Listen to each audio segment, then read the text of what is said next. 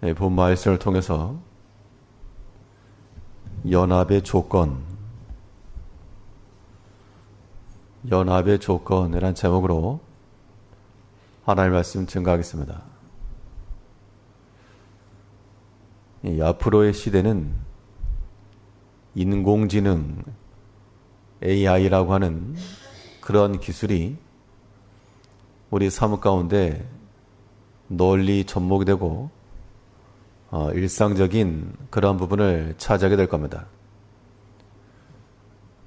이런 인공지능이라고 하는 것은 미리 데이터 값을 설정해 놓고 그러한 조건에 이르게 되면 저절로 답이 나오는 그러한 조건을 갖춰 놓는 것을 말합니다.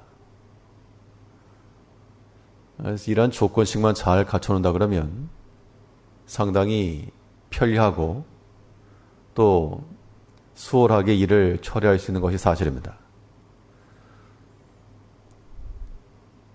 우리 신앙인의 삶에 있어서도 우리가 적당한 조건씩 갖춰놓고 그 상황에 맞는 그러한 말과 행실이 나온다 그러면 우리가 크게 곤란함을 당할 일도 없고 또 여러 가지 시험을 당할 때라도 지혜롭게 넘어갈 수가 있을 겁니다.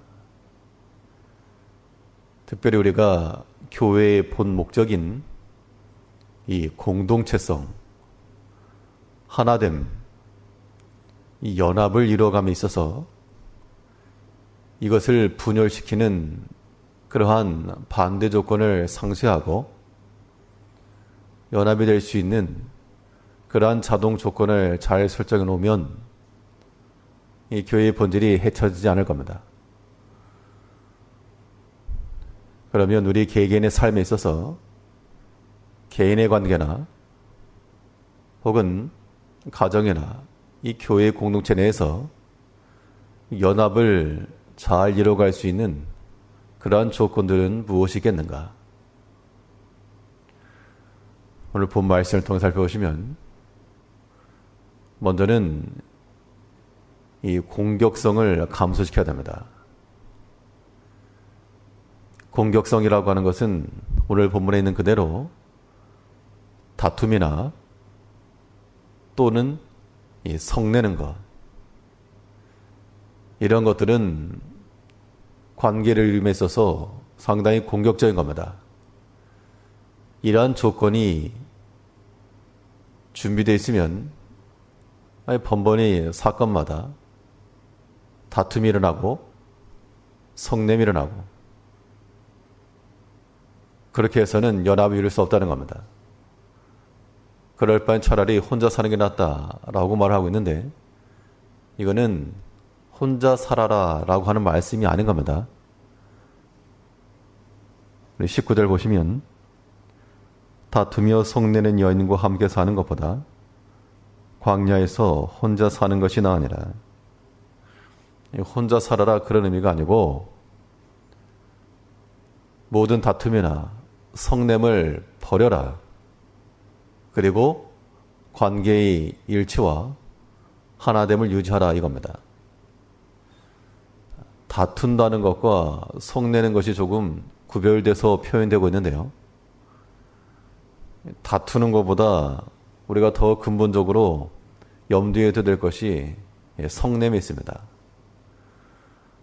어떻게 보면 다툼이라고 하는 것은 겉으로 드러나는 것이라 그러면 성낸다라고 하는 것은 속에서부터 나오는 겁니다. 우리가 그러면 어떠한 일에 화를 내고 또 성을 내는가? 사람마다 다 자기 기준이 있어서 자기 기준, 자기 생각이 있다는 겁니다. 그래서 그에 미치지 못할 때 이 마음에 분이를 한다는 겁니다.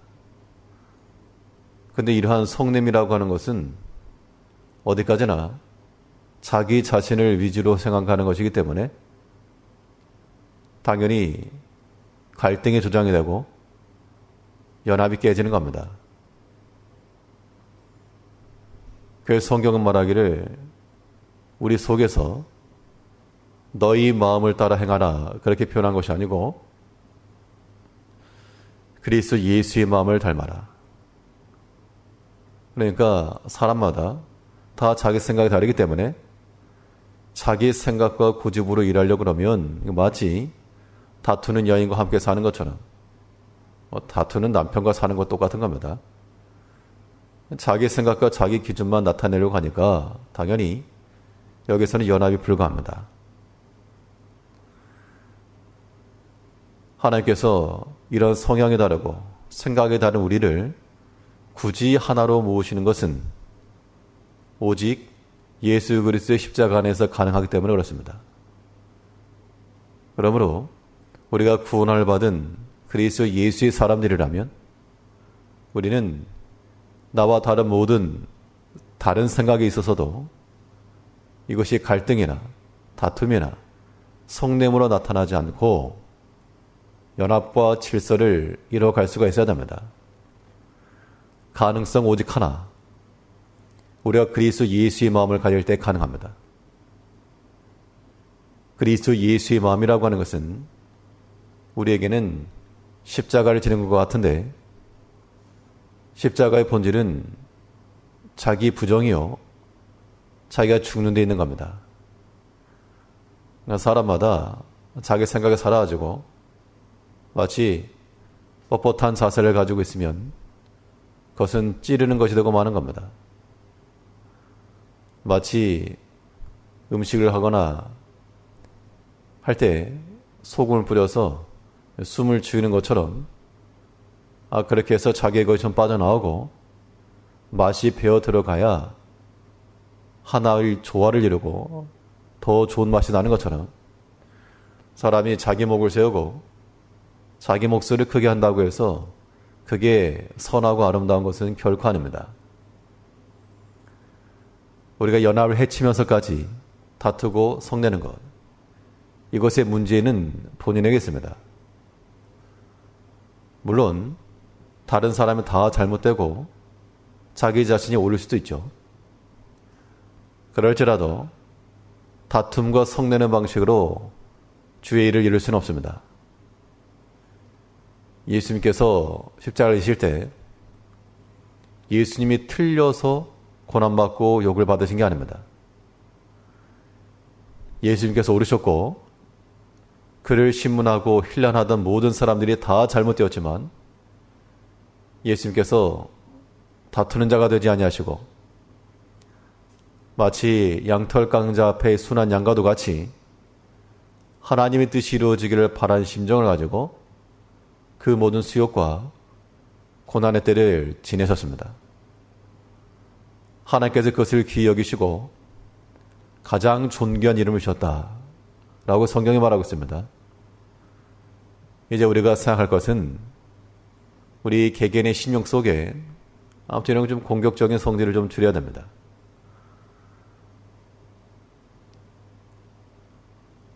하나님께서 기뻐하시는 것은 우리가 아무리 옳은 일을 할지라도 성내거나 분노하거나 다투는 것으로는 가지 말아라. 야고보서에 보게 되면 사람의 성내는 것이 하나님의 의를 이루지 못한다 그랬습니다. 옳고 그름의 문제보다도 우리 마음이 다스려지고 있는가, 절제된 언행이 되는가, 이게 무엇보다 중요합니다. 우리가 온전한 연합을 이루기 위해서 우리 마음속에 있는 그런 공격적 성향들을 제거하고 잘 다스려야 됩니다. 뿐만 아니라 이 공격이 들어오게 될 때에는 이 수비적 성향을 더 강화시킬 필요도 있습니다. 사울이 다윗에게 창을 던졌을 때 다윗은 그것을 피하여 도망갔다 그랬습니다. 그것을 가지고 같이 싸운 게 아니고 선지자 앞에 나아가서 그의 마음을 토하고, 이건 적절한 수비력입니다. 사실 우리가 관계성 속에서 어떤 일들을 겪고 또 말을 듣길 마련인데요. 그런 일이 있어서도 또 수비력을 강화해서 이 마음의 격동함이 일어나지 않게 하는 것이 중요합니다. 그렇지 않으면 서로의 다툼이 일어나게 되고 서로 성냄이 일어나게 되고 차라리 혼자가 낫다, 그런 마음을 갖게 되는데 오늘 본문이 의미하는 바는 다투고 성내면서 혼자 살아라 이것이 아니라 19절에 있는 것처럼 다투며 성내는 여인과 함께 사는 것보다 광야에서 혼자 사는 것이 나으니라. 그러니까 다툼과 성냄 버리고 온전한 하나됨과 일치를 이루어라. 이를 위해서는 우리 안에 있는 그러한 성냄과 분노를 절제하시고 또 여러 가지 사방에 날아오는 화살과 창이 있을지라도 지혜롭게 수비해낼 줄 아는, 막아낼 줄 아는 그런 지혜를 가지고 우리의 마음에 상함없이 온전한 연합과 일치를 이뤄낼 수 있는 지혜로운 성도님들 되시길 바랍니다. 기도하겠습니다.